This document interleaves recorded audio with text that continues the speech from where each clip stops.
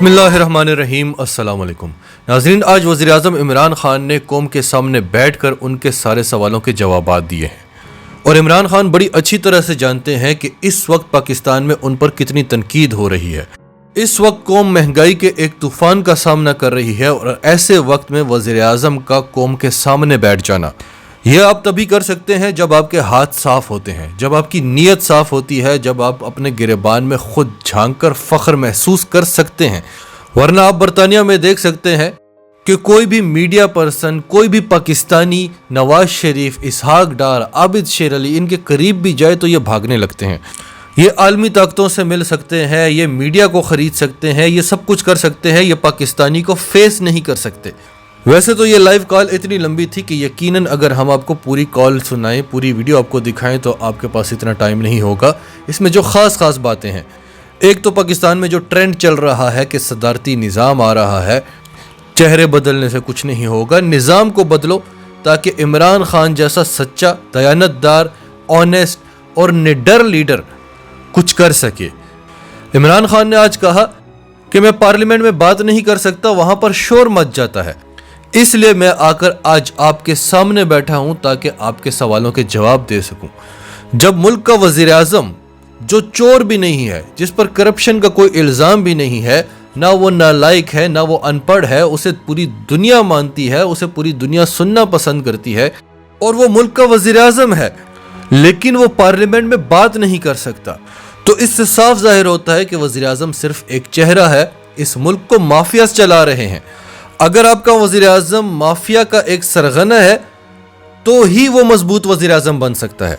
تو عمران خان سے جب سوال کیا گیا کہ کیا آپ صدارتی نظام لا رہے ہیں، تو عمران خان نے نہ اقرار کیا نہ انکار کیا، ان کے چہرے پر ایک مسکراہٹ آئی اور وہ اس بات کو گول مول کر گئے۔ پھر نظام عدل پر جب بات ہوئی تب بھی وزیر اعظم نے جس طرح سے تنقید کی، اس سے صاف ظاہر تھا کہ یہ نظام بدلنا چاہتا ہوں لیکن میرے ہاتھ میں نہیں ہے۔ پھر جب مہنگائی پر سوال ہوا تو عمران خان نے وہ بھی سمجھانے کی کوشش کی کہ کس طرح سے مافیا اس سب میں ملوث ہے، اور دوسرا کرونا سے پہلے پاکستان کی اکانومی عروج پر جا رہی تھی، اور اس وقت تو پوری دنیا میں ہی مہنگائی کا طوفان آیا ہوا ہے۔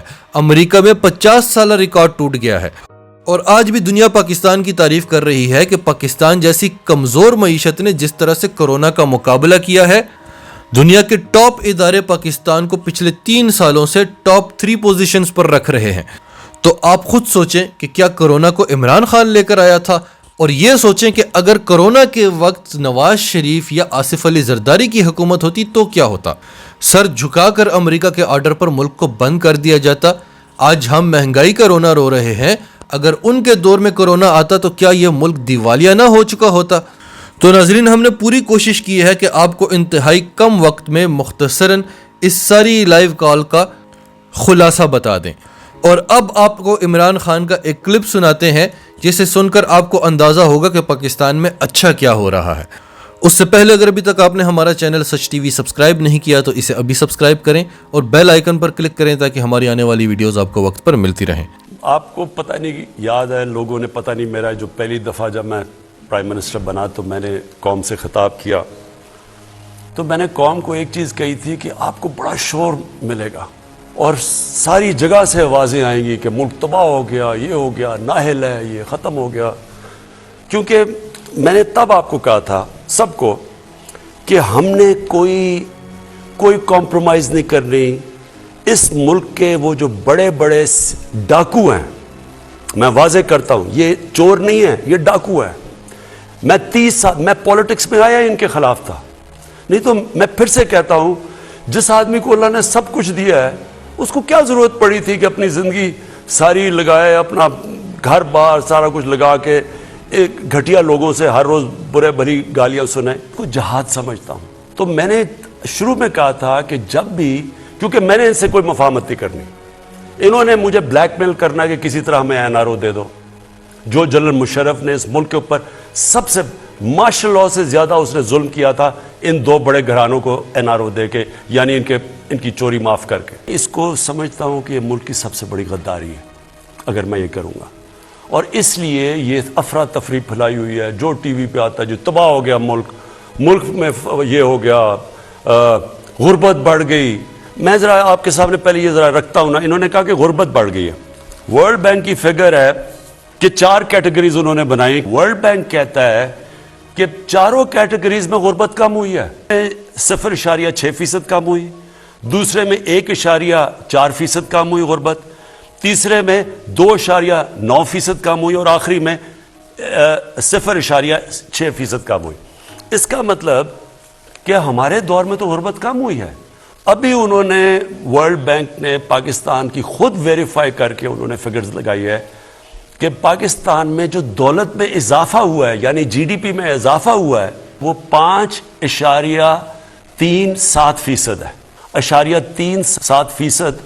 جب کرونا کا مقابلہ کر رہا ہے ملک, جو ساری دنیا میں, ہندوستان میں تو نیگیٹو میں گئی ہے ان کی گروتھ ریٹ, یہ کیسے کہہ رہے ہیں کہ غربت بھی بڑھ گئی, ملک بھی تباہ ہو گیا؟ کدھر کدھر فائدہ ہوا ہے ہم نے پالیسیز بنائی. سب سے پہلے کنسٹرکشن. پاکستان کی کنسٹرکشن انڈسٹری کے اندر جو بوم آئی ہوئی ہے وہ میں آپ کو بتاؤں. یہ پہلی دفعہ پاکستان میں ہو رہا ہے کہ بینک چھوٹے لوگوں کو قرضے دے رہے ہیں گھر خریدنے کے لیے. اس کے لیے ہمیں بڑی محنت کرنی پڑی, عدالت میں لڑنا پڑا, اور بڑی دیر سے 30 سالوں سے پھنسا ہوا تھا جو ہم نے کروایا کہ 290 ارب کے لوگوں نے قرضے مانگے ہیں بینک سے. یہ کبھی پاکستان کی تاریخ میں نہیں ہوا. اس میں سے 123 جو اپلیکیشنز ہیں وہ بینکوں نے اپروو کر دیے ہیں, پرائیویٹ بینکس ہیں.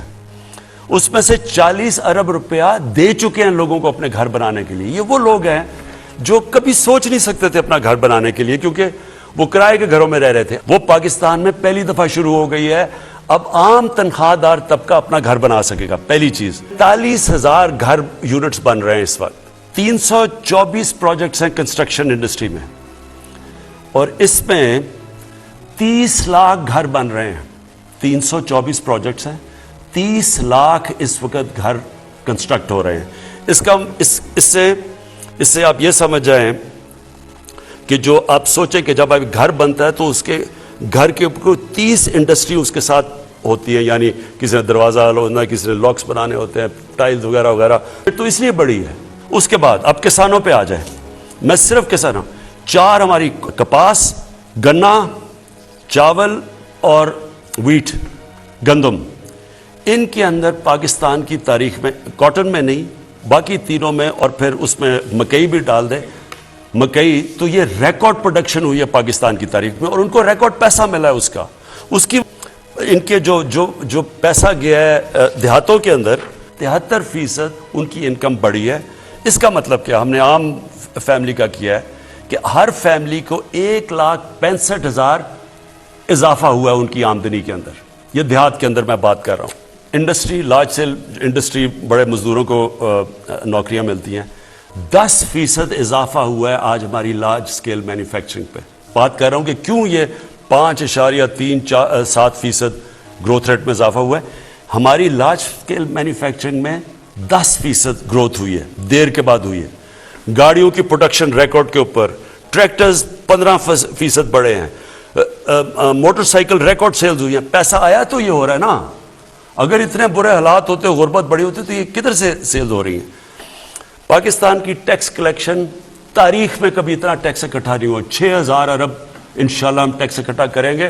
میں نے وعدہ کیا تھا کہ ہم 8,000 ارب روپیہ پاکستان سے میں ٹیکس اکٹھا کروں گا. اس سے بھی آگے جائے گا. اب ہم جو آٹومیشن لے کے آ رہے ہیں, ٹیکنالوجی لے کے آ رہے ہیں, ٹیکس بیس بڑھا رہے ہیں. اچھا, پھر کارپوریٹ سیکٹر آ جائیں, جو بڑی بڑی بزنسز ہیں, ان کی پروفیٹیبلٹی, جو میں نے کہا کہ ان کو میں اب کہوں گا کہ آپ مزدوروں کی تنخواہ بڑھائیں. انہوں نے 930 ارب روپے کا فائدہ ہوا ہے. انہوں نے یہ 2021 کے سال میں ان کی پروفٹ بڑھے ہیں, ان کی پروفٹس میں اضافہ ہوا ہے.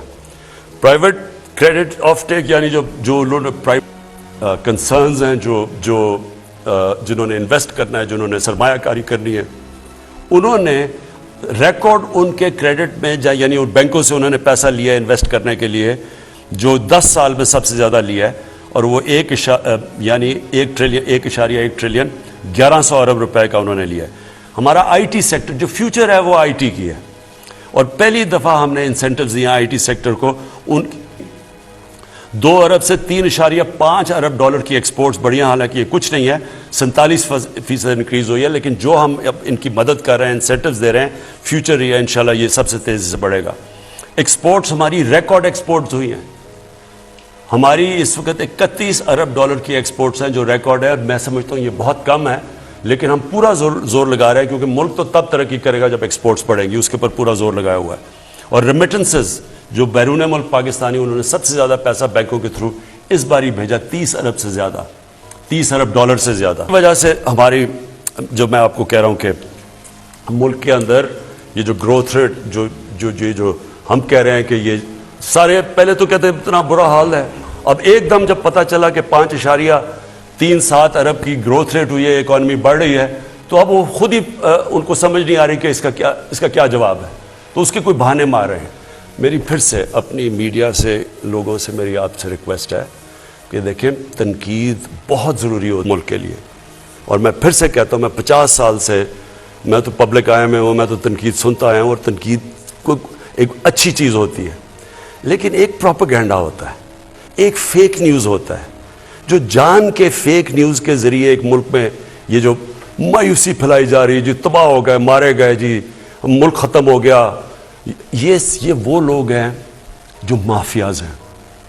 मैं फिर से अपनी कौम को बताना चाहता हूँ, हमारा मुकाबला माफियाज से है, ये आम लोग नहीं हैं, ये पॉलिटिशियंस नहीं हैं, ये माफियाज हैं। बस सिर्फ एक मकसद है कि किसी तरह ये गवर्नमेंट इसलिए गिरे कि क्योंकि इनकी वो जो खाना पीना, जो रोजी लगी हुई थी, जो हलवे खा रहे थे, जो बाहर इनकी अपार्टमेंट्स थी, ये इसके ऊपर टांग ना आ जाए, कहीं इनका एहतसाब ना हो जाए। और ये बैठ के, और इसके अंदर मीडिया में लोग बैठे हुए हैं, अफसोस से कहना पड़ता है कि वो इनके साथ मिल के मुसलसल मायूसी फैला रहे हैं। तो इनसे मैं आज ये पूछता हूँ कि इसका क्या जवाब है कि आपने तो जो जिस तरह की मायूसी फैलाई है, बताएं कि ये ग्रोथ रेट 5-7% की कैसे हुई है। और ये हम नहीं कह रहे, ये वर्ल्ड बैंक कह रहा है। ये जो सारी मैंने सेक्टर्स के अंदर ग्रोथ हो रही है, ये बढ़ रहे हैं, ये कैसे हो रहा है?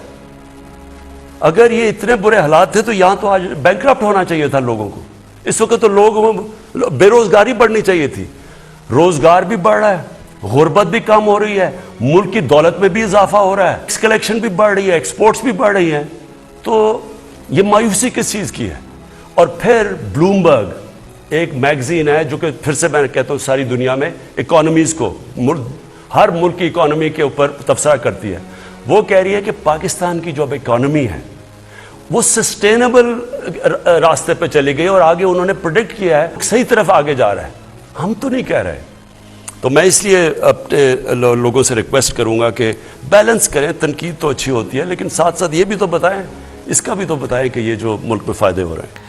नाजरीन, आपकी इस सब के बारे में क्या राय है? कमेंट्स में अपनी राय का इजहार करते रहें, और अगर आप हमारे चैनल पर नए हैं तो अभी सच टीवी को सब्सक्राइब करें, सच टीवी फैमिली का हिस्सा बने, और हमारी वीडियोस पसंद आएँ तो इन्हें लाइक करें, शेयर करें, ताकि ज़्यादा से ज़्यादा लोगों तक ये मैसेजेस पहुँचते रहें।